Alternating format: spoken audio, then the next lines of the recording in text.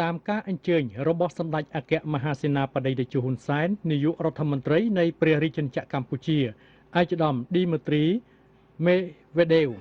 នាយករដ្ឋមន្ត្រីនៃសហព័ន្ធរុស្ស៊ីបានអញ្ជើញមកបំពេញទស្សនកិច្ចផ្លូវការរយៈពេល3ថ្ងៃនៅព្រះរាជាណាចក្រកម្ពុជាចាប់ពីថ្ងៃទី22ដល់ថ្ងៃទី24ខែវិច្ឆិកាឆ្នាំ2015ដើម្បីពង្រឹងពង្រីកនៅចំណងមិត្តភាពនិងកិច្ចសហប្រតិបត្តិការល្អរវាងប្រទេសទាំងពីរសហព័ន្ធរុស្ស៊ីនិងព្រះរាជាណាចក្រកម្ពុជាឲ្យកាន់តែរឹងមាំទ្វេឡើងថែមទៀតនៅក្នុងពិធីបដិសណ្ឋារកិច្ចផ្លូវការដែលធ្វើឡើងនៅវិមានសន្តិភាពទីស្តីការនាយករដ្ឋមន្ត្រីនាព្រឹកថ្ងៃទី24ខែវិច្ឆិកាឆ្នាំ2015ឯកឧត្តមឌីមីទ្រីមេដវេដេវត្រូវបានការធ្វើកិច្ចកិច្ចស្វាគមន៍យ៉ាងកក់ក្ដៅបំផុតពីសំណាក់សម្ដេចអគ្គមហាសេនាបតីតេជោហ៊ុនសែននាយករដ្ឋមន្ត្រីនៃព្រះរាជាណាចក្រកម្ពុជានិងវត្តមាន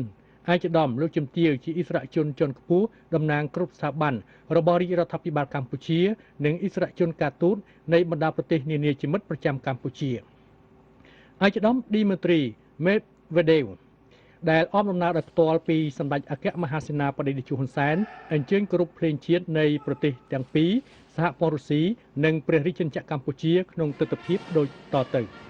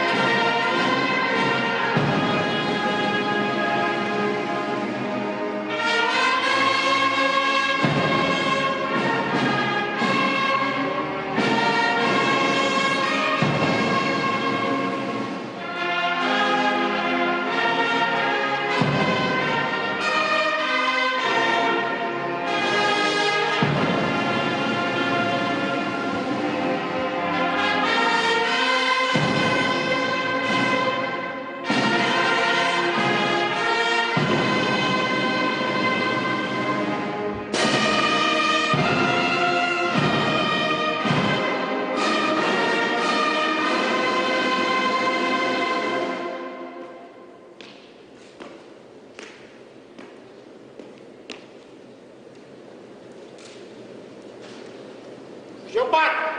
រះនៃឯកចាត់ជឿជាមេបញ្ជាការកងយោនៃកងយុទ្ធពលខេត្តព្រះបំពេញ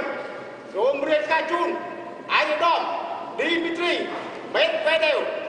នាយករដ្ឋមន្ត្រីនៃសហព័ន្ធរុស្ស៊ីកងយោសូមស្វាគមន៍ជាកណ្ដាលចំពោះឯកឧត្តមរំចាំពុទ្ធភូមិដំណើរដែលបានអញ្ជើញមកបំពេញទស្សនកិច្ចជាផ្លូវការទៅព្រះរាជាណាចក្រកម្ពុជានៅពេលនេះបានប្រកបមកដោយសុខភាពសូមប្រជែងដល់គ្រប់ពល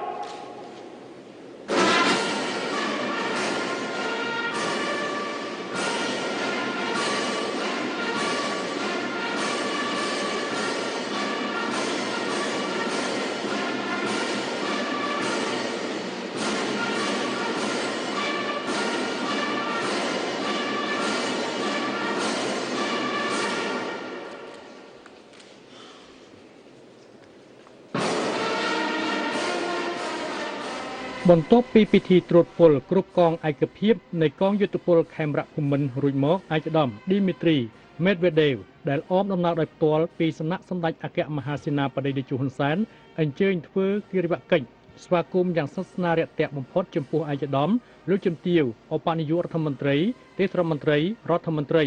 រដ្ឋលេខាធិការអនុរដ្ឋលេខាធិការអិសរាជជនជាន់ខ្ពស់តំណាងគ្រប់ស្ថាប័នរបស់ព្រះរាជាណាចក្រកម្ពុជាឯកឧត្តមលោកជំទាវជាអិសរាជជនជាន់ខ្ពស់តំណាងរដ្ឋាភិបាលនៃសហព័ន្ធរុស្ស៊ីដែលអញ្ជើញអមដំណើរឯកឧត្តម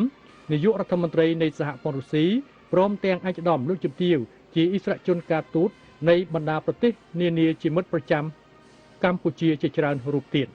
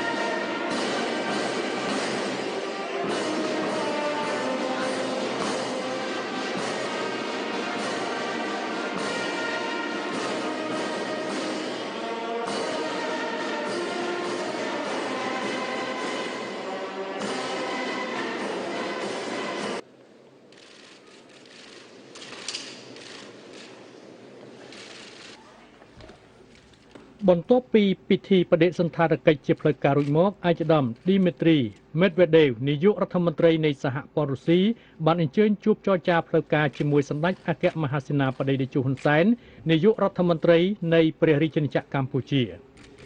ក្នុងជំនួបកំពូលនេះសម្ដេចអគ្គមហាសេនាបតីតេជោហ៊ុនសែនក្នុងនាមរាជរដ្ឋាភិបាលនិងប្រជាជនកម្ពុជា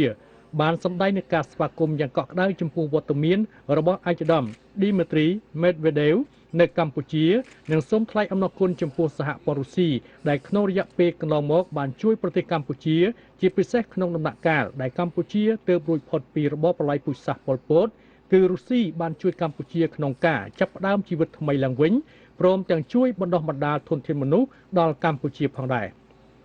ក្នុងជំនួបនេះដែរសម្ដេចអគ្គមហាសេនាបតីតេជោបានស្នើសុំភាគីរុស្ស៊ីគួរតែលើកទឹកចិត្តនិងជំរុញថែមទៀតលើការពង្រីកទំហំពាណិជ្ជកម្មរបស់រុស្ស៊ីមកកាន់កម្ពុជាព្រមទាំងស្នើឲ្យរុស្ស៊ីនាំចេញអង្ករពីកម្ពុជាក៏ដូចជាផលិតផលវាយនភ័ណ្ឌនិងផលិតផលផ្សេងៗទៀតពីកម្ពុជាទន្ទឹមនឹងនេះសម្ដេចក៏បានស្នើសុំឯកឧត្តមនាយករដ្ឋមន្ត្រីរុស្ស៊ីជំរុញវិនិយោគិនរុស្ស៊ីឲ្យមកវិនិយោគនៅកម្ពុជាលើវិស័យឧស្សាហកម្មកែច្នៃក្នុងន័យជំរុញការកែច្នៃផលិតផលកសិកម្មកម្ពុជាទៅជាផលិតផលសម្រាប់ដើម្បីនាំចេញទៅប្រទេសរុស្ស៊ីជាមួយគ្នានេះសម្ដេចតេជោក៏បានស្នើភាគីរុស្ស៊ីធ្វើយ៉ាងណាជំរុញវិនិយោគិនរុស្ស៊ីឲ្យមកវិនិយោគនៅកម្ពុជាលើវិស័យទេសចរតាមរយៈការជំរុញ ឲ្យមានការហោះហើរត្រង់ពីសហព័ន្ធរុស្ស៊ីមកព្រះរាជាណាចក្រកម្ពុជានិងពីព្រះរាជាណាចក្រកម្ពុជាទៅកាន់សហព័ន្ធរុស្ស៊ីហើយជាចុងក្រោយសម្ដេចតេជោនាយករដ្ឋមន្ត្រីបានសូមឲ្យភាគីរុស្ស៊ីបន្តផ្ដល់អាហារូបករណ៍ដល់និស្សិតកម្ពុជាដើម្បីបានទៅសិក្សានៅសហព័ន្ធរុស្ស៊ីផងដែរជាការឆ្លើយតបឯកឧត្តមឌីមីទ្រី មេដវេដេវបានឯកភាពទាំងស្រុងនៅអ្វីដែលជាការលើកឡើងរបស់សម្ដេចតេជោនាយករដ្ឋមន្ត្រីដោយបានសង្កត់ធ្ងន់ថាអ្វីដែលភាគីទាំងពីរបានពិភាក្សាគ្នានេះគឺក្នុងគោលបំណងពង្រឹងពង្រីកកិច្ចសហប្រតិបត្តិការរវាងប្រទេសទាំងពីរក៏ដូចជាការពង្រឹងលើកស្ទួយការវិនិយោគរបស់រុស្ស៊ីនៅកម្ពុជាលើវិស័យឧស្សាហកម្មធម្មពលបច្ចេកវិទ្យាព័ត៌មានវិទ្យាជាពិសេសវិស័យកសិកម្មដើម្បីធ្វើយ៉ាងណាឲ្យមានលំហូរកសិផលនិងទំនិញផ្សេងពីកម្ពុជាទៅកាន់ប្រទេសរុស្ស៊ីបានកាន់តែច្រើនថែមទៀតជាមួយគ្នាដែរឯកឧត្តមនាយករដ្ឋមន្ត្រីរុស្ស៊ីក៏បានឯកភាពចំពោះសំណើរបស់សម្ដេចតេជោដោយបានបញ្ជាក់ថារុស្ស៊ីនឹងនៅតែបន្តផ្ដល់អាហារូបករណ៍ដល់និស្សិតកម្ពុជាបន្តទៀត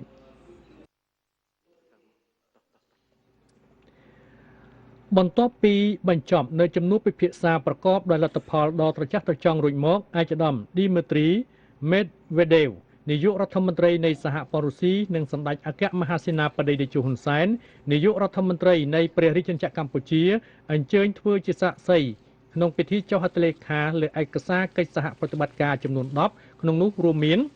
កិច្ចព្រមព្រៀងស្តីពីសេវាកម្មដឹកជញ្ជូនតាមផ្លូវអាកាសរវាងរាជរដ្ឋាភិបាលនៃព្រះរាជាណាចក្រកម្ពុជានិងរដ្ឋាភិបាលនៃសហព័ន្ធរុស្ស៊ីចុះហត្ថលេខាដោយឯកឧត្តមម៉ៅហាវ៉ាណាល់រដ្ឋលេខាធិការនៃរដ្ឋលេខាធិការដ្ឋានអាកាសចរស៊ីវិលនិងឯកឧត្តមអេវេនីឌីទ្រិកអនុរដ្ឋមន្ត្រីទី1នៃក្រសួងដឹកជញ្ជូនសហព័ន្ធរុស្ស៊ី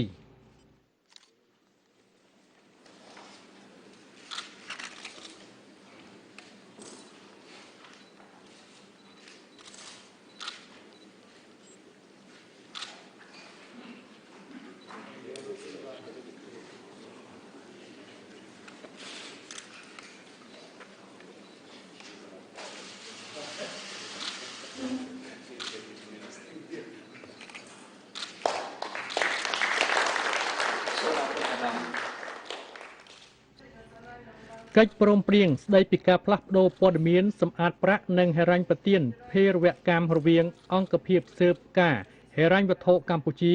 និងអង្គភាពត្រួតពិនិត្យហិរញ្ញវត្ថុរុស្ស៊ីចុះហត្ថលេខាដោយឯកឧត្តមជាចន្ទោទេសាភិបាលនៃធនាគារជាតិនៃកម្ពុជានិងឯកឧត្តមយូរីឈីកខេនឈិនប្រធានអង្គភាពត្រួតពិនិត្យសេវាហិរញ្ញវត្ថុសហព័ន្ធរុស្ស៊ី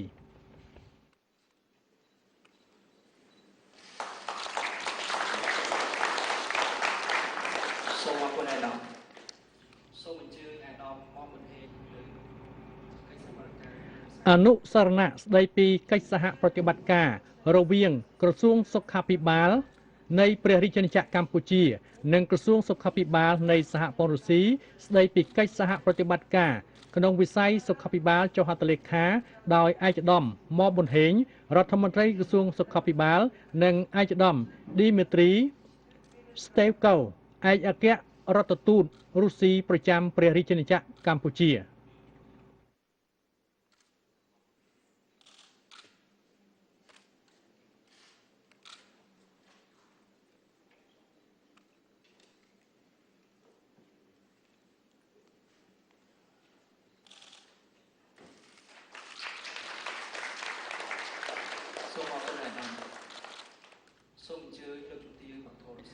អនុសារណៈយោគយល់គ្នារវាងក្រសួងវប្បធម៌និងវិចិត្រសិល្បៈនៃព្រះរាជាណាចក្រកម្ពុជានិងក្រសួងវប្បធម៌នៃសហព័ន្ធរុស្ស៊ីចុះហត្ថលេខាដោយលោកជំទាវភឿងសក្កណារដ្ឋមន្ត្រីក្រសួងវប្បធម៌និងវិចិត្រសិល្បៈនិងឯកឧត្តមឌីមីទ្រីស្តេវកូឯកអគ្គរដ្ឋទូតសហព័ន្ធរុស្ស៊ីប្រចាំព្រះរាជាណាចក្រកម្ពុជា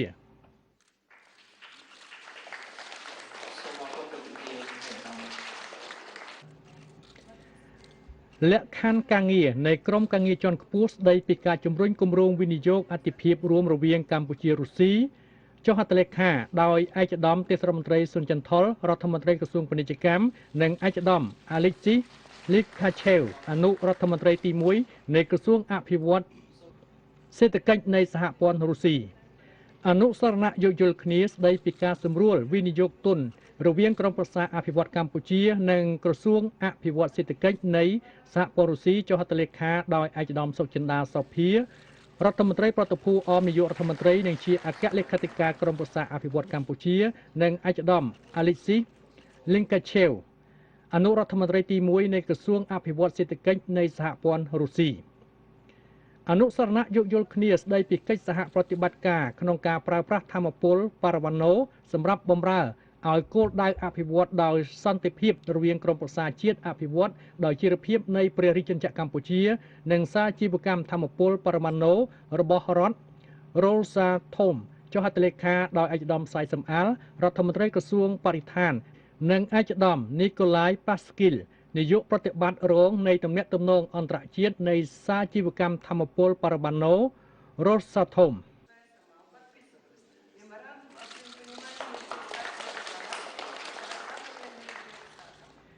កិច្ចព្រមព្រៀងស្ដីពីកិច្ចសហប្រតិបត្តិការនិងកិច្ចព្រមព្រៀងបំពេញបន្ថែមរវាងទីភ្នាក់ងារសារព័ត៌មានកម្ពុជា AKP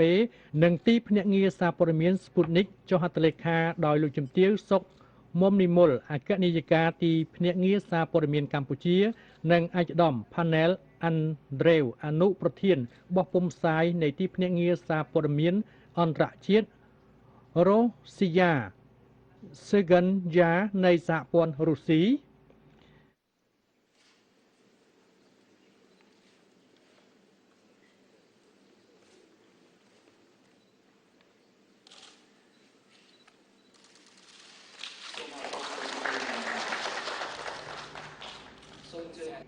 អនុសារណៈយោគយល់គ្នារវាងវិទ្យុជាតិកម្ពុជានិងទីភ្នាក់ងារសារព័ត៌មាន Sputnik ចុះហត្ថលេខាដោយឯកឧត្តម ទុន សរ៉ាត់អគ្គនាយកវិទ្យុជាតិកម្ពុជានិងឯកឧត្តម Panel Andrew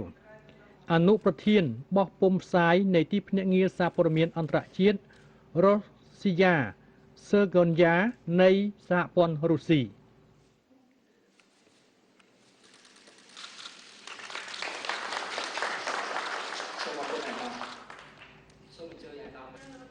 និងកិច្ចព្រមព្រៀងស្ដីពីកិច្ចសហការនិងកិច្ចសហប្រតិបត្តិការរវាងគណៈបកប្រជាជនកម្ពុជានិងគណៈបករុស្ស៊ីរួបរួមចុះហត្ថលេខាដោយឯកឧត្តមសុកអានសមាជិកគណៈអចិន្ត្រៃយ៍នៃគណៈកម្មាធិការកណ្ដាលនៃគណៈបកប្រជាជនកម្ពុជានិងឯកឧត្តម Andrei Klimov សមាជិក Presidium នៃអគ្គក្រុមប្រឹក្សានៃគណៈបកនយោបាយទាំងអស់របស់រុស្ស៊ី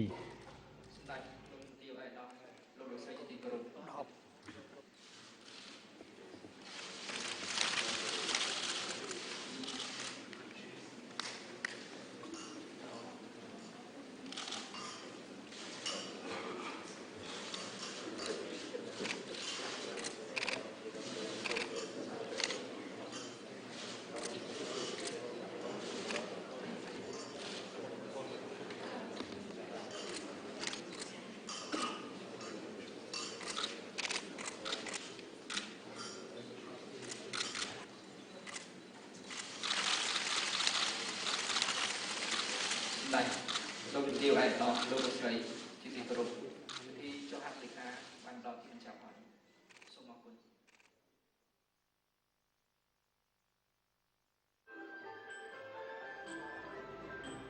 នៅក្នុងឱកាសនេះដែរសម្ដេចអគ្គមហាសេនាបតីតេជោហ៊ុនសែននាយករដ្ឋមន្ត្រីនៃព្រះរាជាណាចក្រកម្ពុជាបានរៀបចំពិធីលាងសីយភោជអាហារថ្ងៃត្រង់ជូនជាកិត្តិយសដល់ឯកឧត្តម Dmitry Medvedev នាយករដ្ឋមន្ត្រីនៃសហព័ន្ធរុស្ស៊ីនិងគណៈប្រតិភូដើម្បីជាការរឹតចំណងមិត្តភាពនិងកិច្ចសហប្រតិបត្តិការឲ្យកាន់តែជិតស្និទ្ធថែមទៀតរវាងរដ្ឋាភិបាលនិងប្រជាជននៃប្រទេសយើងទាំងពីរកម្ពុជារុស្ស៊ី